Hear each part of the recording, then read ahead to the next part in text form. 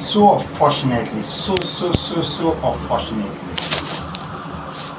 make all of us, make we just dey watch the way all these Europe, America, French, that's France, how did they destroy Africa.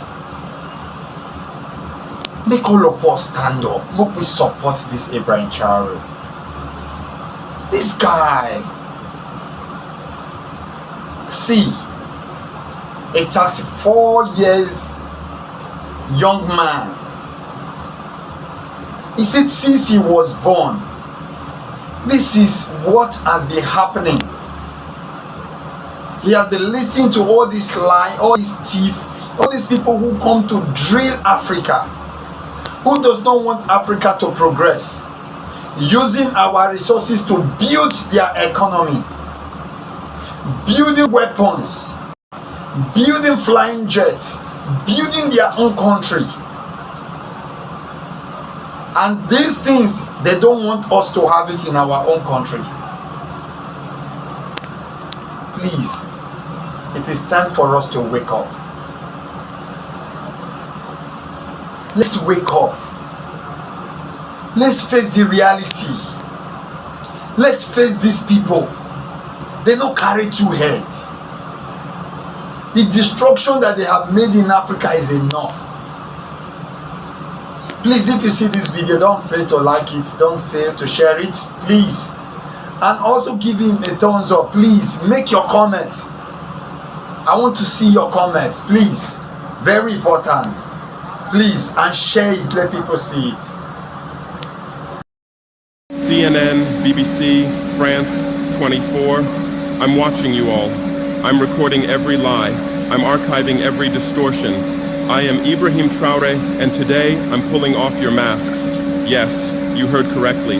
I, whom you call a young military junta leader, whom you brand as a dangerous radical, whom you serve up as an anti-Western dictator, am now telling you the truth. And this time you cannot turn off your microphones. This time you cannot turn away your cameras. This time your editors cannot cut this speech. Because the world you monopolize no longer exists. Because millions will hear these words now, without passing through your filters, without being subjected to your distortions, without being muddied by your lies. I am 34 years old. Every day of my life, I grew up with your lies. As a child, I would watch Africa on television. Always the same images. Children with flies, dry lands, weapons, death. This is Africa, they told us. This is what Africa is. And we believed it. We were ashamed of ourselves. We were ashamed of our own lands, of our own people. But then I grew up. I read, I researched, I questioned, and I understood that the Africa you showed us wasn't real. The story you told us was a lie. The fate you imposed on us was a script you had written. For years, how have you portrayed Africa? How have you shown it? How have you sold it to your viewers? As if we were creatures who had no share of humanity. As if we were savages left outside of civilization. As if we were wretches waiting for you to save us. Every day, every hour, every minute, the same story plays on your screens. Hunger, war, disease, corruption, terror, chaos. These are the words that come to mind when Africa is mentioned. In your Africa dictionary, there are no other words. No hope, no success, no development, no resistance, no honor, no pride, no victory. So I ask you, New York Times, Washington Post, Guardian, Le Monde, have you ever made Africa's successes your headlines? How many times have you written about Rwanda's technology miracle? How many times have you shown Ethiopia's reforestation project? How many times have you praised Botswana's democratic success? How many times have you described Kenya's entrepreneurial ecosystem? No. Because these don't fit your scenario. Your Africa cannot be successful. It cannot, because then how will you legitimize your exploitation? If it's not in need of help, how will you intervene? If it's not backward, how will you look down on it? Have you ever asked yourselves, has any editor sitting at their desk, any news director in a meeting, any columnist at their keyboard ever thought, why are the people of the world's richest lands poor? Here are the numbers for you, real numbers. Africa owns 70% of the world's cobalt reserves. Your cell phone, your computer, your electric car won't work without cobalt. This cobalt comes from Congo, but Congolese can't afford cell phones. Africa owns 90% of the world's platinum reserves. Catalytic converters, electronic devices, medical implants, they all need platinum. This platinum comes from South Africa, but South Africans are crushed by unemployment. Africa provides 30% of the world's gold production. Mali, Burkina Faso, Ghana, Tanzania. Gold flows like rivers from our lands, but our people swim in poverty. Africa supplies 65% of the world's diamond production. Botswana, Angola, Congo, Sierra Leone, billions of dollars worth of diamonds are extracted, but our miners live on $1 a day. Africa owns 35% of the world's uranium reserves. Niger, Namibia, South Africa. Nuclear plants run on our uranium. Paris lights burn with our uranium. But our villages have no electricity. And you still ask, why is Africa poor? No, the right question is, how was Africa kept poor while being so rich? Here's your answer. Colonialism didn't end. It changed shape. You used to come and occupy our lands. Now you come and establish companies. You used to take by force. Now you make agreements. You used to rule with the whip. Now you rule with credit. Let me give you concrete examples. With numbers, names, dates, but you'll never write about these. Glencore, Swiss-based mining giant, extracting cobalt in Congo. 2022 revenue, $256 billion. A tax paid to Congo, $500 million. That's 0.2%. Is this justice? Rio Tinto, British-Australian mining giant, extracting bauxite in Guinea, 20 million tons annually. What's left for Guinea? Environmental pollution and cancer. Total, now Total Energies, French oil giant, extracting oil in Angola, Nigeria, Congo. 2022, profit, $36 billion investment in Africa, dirty pipelines, Anglo-American, founded in South Africa but now in London. Diamonds, platinum, iron, taking everything. What it left in South Africa? 6 million unemployed miners. And these are just the tip of the iceberg. What about the invisible, the secret deals, the offshore accounts, the transfer pricing tricks?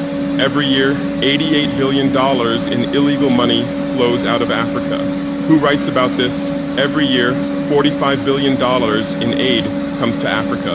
Everyone writes about this, but no one says Africa is not the continent receiving aid, it's the continent giving aid.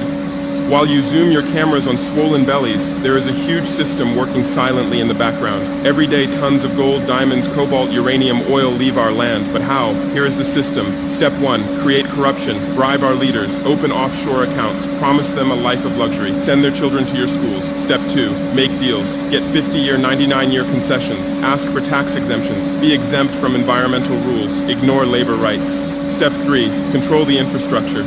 Take over ports, airports, railways, but only from the mine to the harbor. Don't build roads to the villages. Don't bring electricity to schools.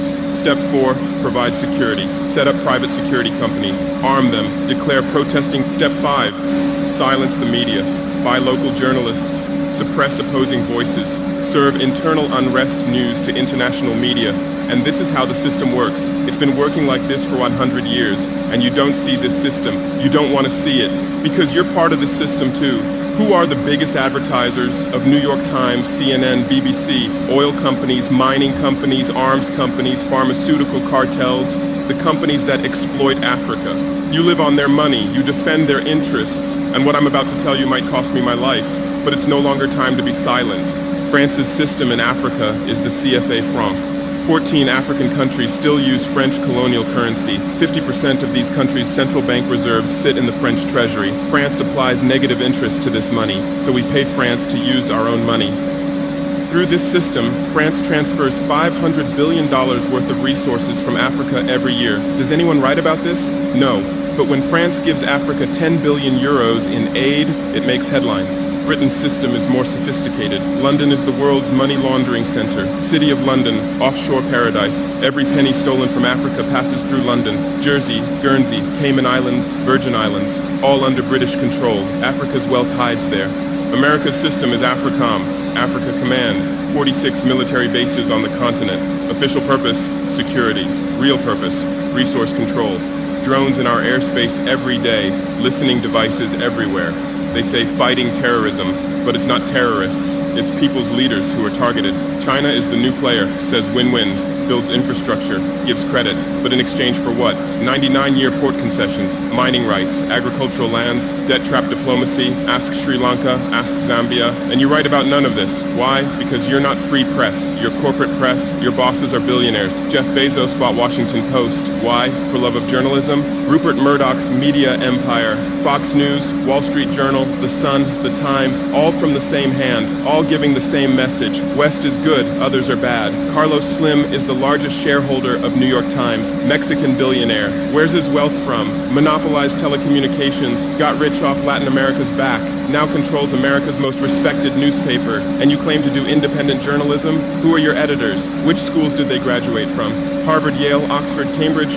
Always the same elite schools, always the same worldview, always the same prejudices. How are your reporters selected? How many languages does your Africa correspondent speak? French, English, that's all. Swahili, Hausa, Yoruba, Amharic, they don't know. They can't talk to the people. Your sources are always the same. Western diplomats, NGOs, experts, and then you come and lecture us. They killed Patrice Lumumba, January 12, 1961. CIA agent Larry Devlin confessed. Belgian mercenaries executed. They dissolved his body in acid, took his teeth as souvenirs. In 2022, that tooth was returned from Belgium to his family after 61 years. And what did you say then? Chaos in Congo. You didn't ask about the killers. You didn't investigate CIA documents. You didn't write about Belgium's crime. They killed Thomas Sankara, October 15, 1987. My hero, Africa's hope.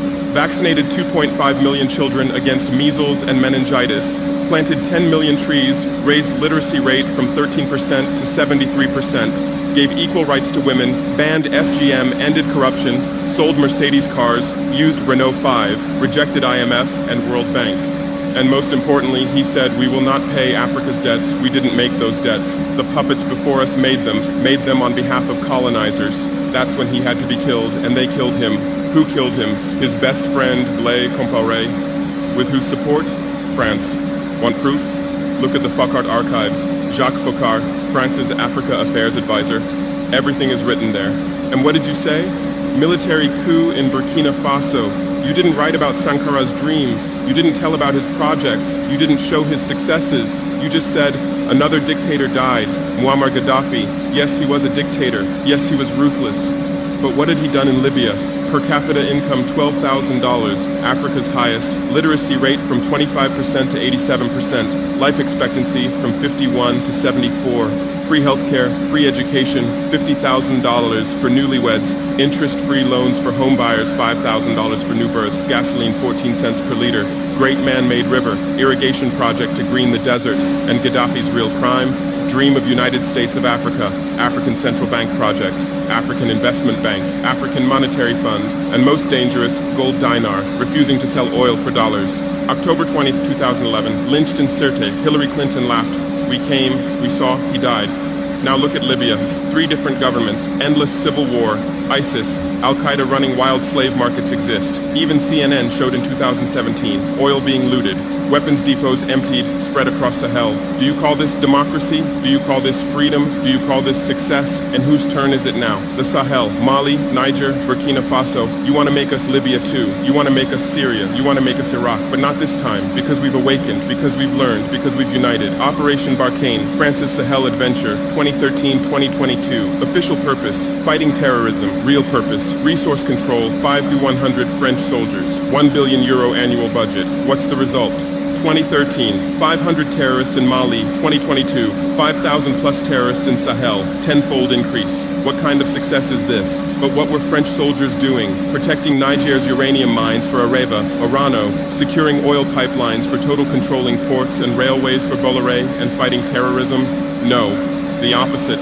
Terrorists couldn't come within 50 kilometers of French soldiers, but they could easily burn our villages.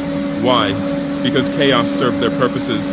If there's chaos, they could stay for security reasons. MINUSMA, UN peacekeeping force. In Mali, 15,000 soldiers, 1.2 billion annual budget. 10 years, result, 300 plus. UN soldiers died. Thousands of civilians died. Terror didn't decrease, it increased. And now you say Wagner is dangerous. Russians are taking over Africa. Wagner came. 1,000 soldiers. What happened in 6 months? Terrorists fled. Villages are safe. Mines are working. People are at peace. What's the difference? Wagner is an ally we invited. France is an occupier who came by force. Wagner follows the agreement. France blackmails. Wagner brings results. France produces excuses. But you don't write the truth. You say Russian mercenaries. Well, what is French Légion étrangère? Aren't they mercenaries? What is American Blackwater Academy? What is British G4S? What is Israeli Black Cube? They are security companies. Wagner is a threat. Why? Because Wagner isn't yours. And the terrorism issue? Who created this terror?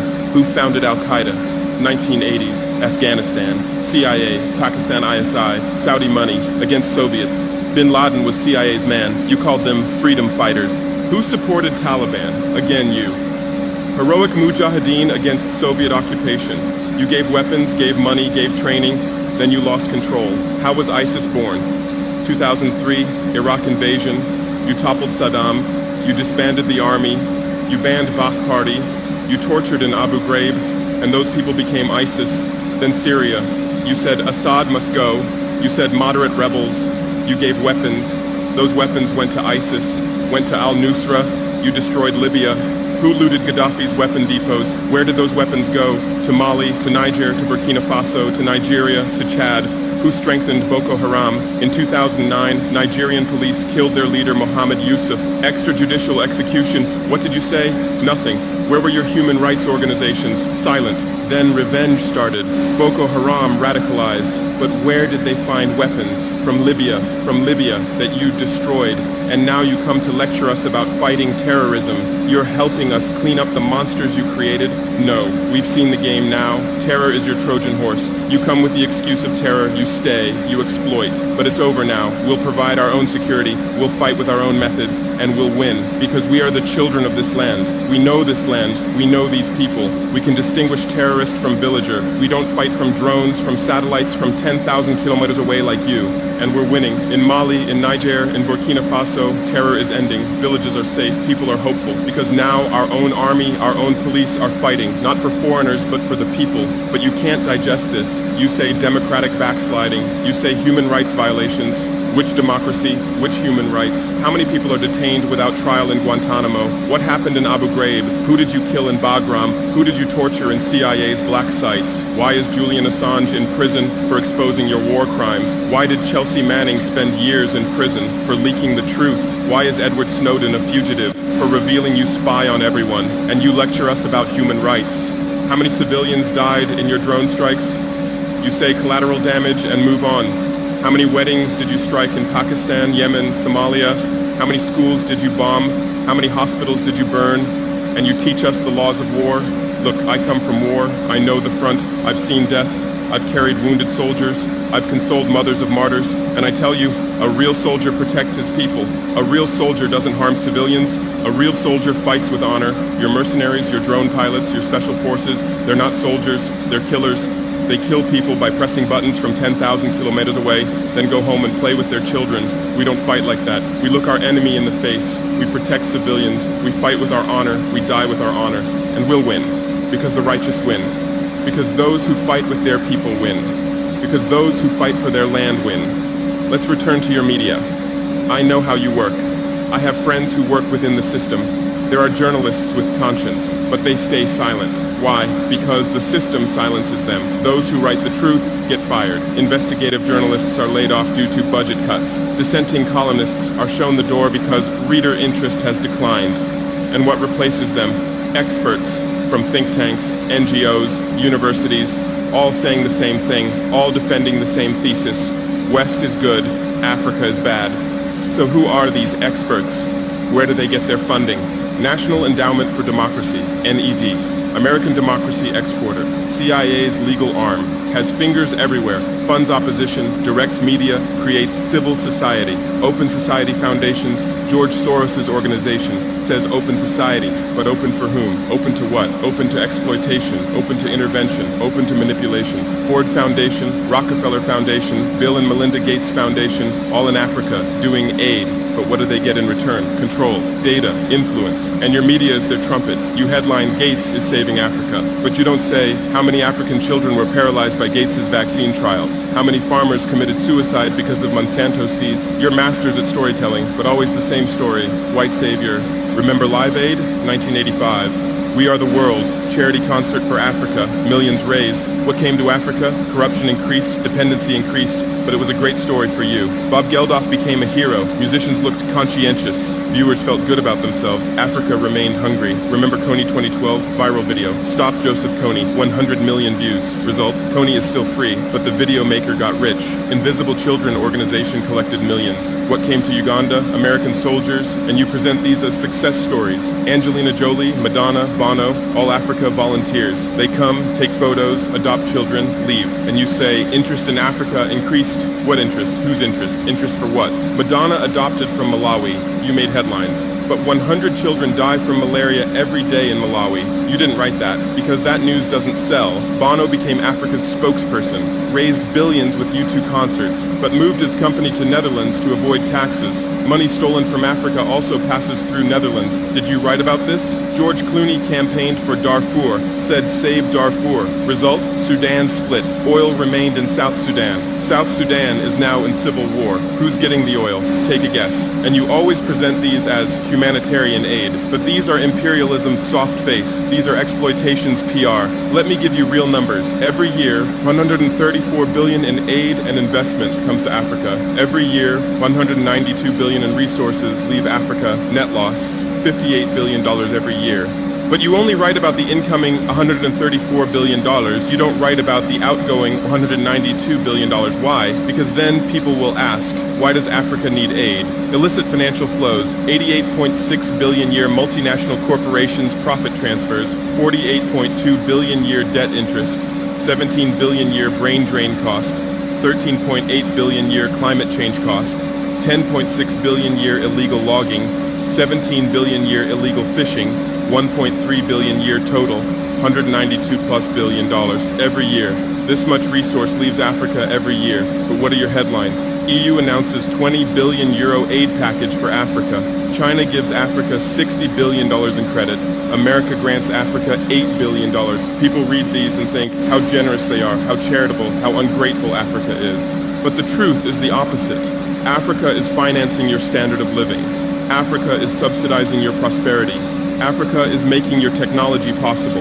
The cobalt in your iPhone, from Congo, the lithium in your Tesla, from Zimbabwe, the tantalum in your computer, from Rwanda, your jewelry, from Botswana, your chocolate, from Ivory Coast, your coffee, from Ethiopia, your oil, from Nigeria, your uranium, from Niger. And what do we get in return? Debt, poverty, humiliation, but enough. This game will end now because we've awakened. Our youth are sharing the truth on social media. Bar France out hashtag used 100 million times. Africa is bleeding 50 million. On Stop Exploiting Africa, 75 million. And what are you doing? You say Russian bots. You say Chinese propaganda. You say disinformation. No. These are real voices of real Africans. This is real anger. This is real awakening. There are millions of youth on TikTok, videos celebrating French soldiers leaving, images applauding Wagner's arrival, content explaining the truth on Twitter, Instagram, Facebook, the same voice everywhere. Enough, and you're panicking because you're losing control. You're losing the narrative. You're losing the monopoly. You established fact-checking organizations, Africa Check, AFP Fact Check. Who funds these? Facebook, Google, Bill Gates, the same system again. What are you checking? Whose facts are you defending? We say, France exploits $500 billion a year. You say false, only $440 billion. As if that changes the situation, as if $440 billion is little. We say Wagner has been successful. You say Wagner violates human rights. Well, what were French soldiers doing? Bombing Fulani villages, arming Dogon militias, accidentally striking weddings. Your hypocrisy is so obvious that no one believes you anymore. Remember what Anderson Cooper said on CNN? Democracy is declining in Africa. Which democracy, Anderson? Your democracy? America's democracy? Your Capitol riot, January 6, 2021. You said, attack on democracy. 5 people died. Our Sankara assassination, October 15, 1987. You said, internal matter. 1 person died, but that person was the hope of 20 million people. In your elections, corporations fund candidates. Lobbyists write laws. You call our elections rigged. In your country, police kill blacks. George Floyd, Breonna Taylor, Ahmaud Arbery. You lecture us about police violence. On BBC, Kasia Madera presents Africa News. Polish origin. How many years has she lived in Africa? How many African languages does she speak? But every day she speaks as an Africa expert. Africa is like this, Africa is like that. On France 24, cameramen, editors, producers, most are French. Even Africa correspondents are mostly French, and they do objective journalism. Even Al Jazeera, Qatar funds it. What business does Qatar have in Sahel? But every day they report Sahel crisis. Whose crisis are they telling? Deutsche Welle, Voice of America, RFI, all state media, all propaganda tools, but they play the role of independent media, and our local media, most are sold out. Most are cowards, most are dependent. Le Pay's newspaper in Burkina Faso. Who's the editor? Where did he get his education? Where does he get his funding? Who are his advertisers? We know the answers, all tied to the same system, all serving the same master. But a new generation is coming. Bloggers, YouTubers, podcasters, they have no masters, they have no fears. James Coco, Natalie Yam, Kemi Seba, they have millions of followers, they tell the truth, they expose the system, and you label them as extremists. You try to shut down their Twitter, you restrict their YouTube, but in vain. Truth cannot be stopped. You close one channel, 10 open. You silence one voice, 1,000 rise. Here's my final message to you. Your lies are ending. Your empire is collapsing. Your monopoly is breaking. And what's replacing it? Truth, justice, freedom. Africa is no longer your story. Africa is writing its own story, filming with its own camera, telling in its own language. And in this story, you're not heroes, not saviors, not benefactors. In this story, you're the guilty ones, colonizers, liars, thieves. But you still have a chance. You can still change. You can still stand on the right side. There are journalists with conscience among you. I know. I recognize them. We talk. I call out to them. Gather your courage. Write the truth. Rebel against the system. You might get fired. You might become unemployed. You might be threatened. But you'll be on the right side of history. You'll look at your children's faces without shame. Your conscience will sleep peacefully. And Africa won't forget you. Africa remembers its friends and its enemies. Be like Edward Snowden. Be like Julian Assange. Be like Daniel Ellsberg. Stand with the truth. Or continue with your lies. Continue with your blindness. Continue with your complicity. But know that your end is coming. Your viewers are decreasing. Your credibility is eroding. Your power is depleting.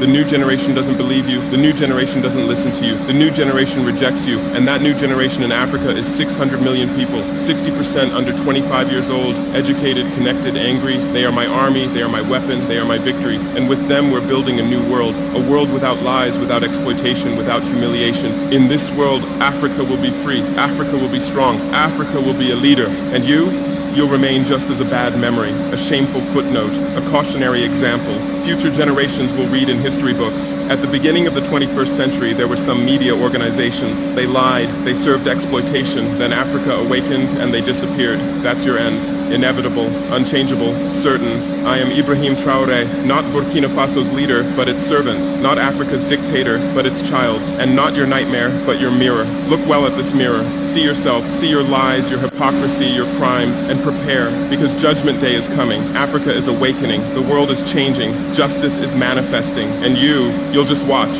You won't be able to do anything else. Because history is on the side of the people.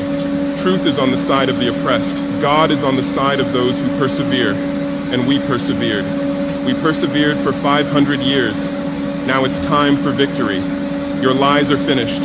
Your masks have fallen. Your game has ended. Africa is free. Africa is strong. Africa is victorious forever.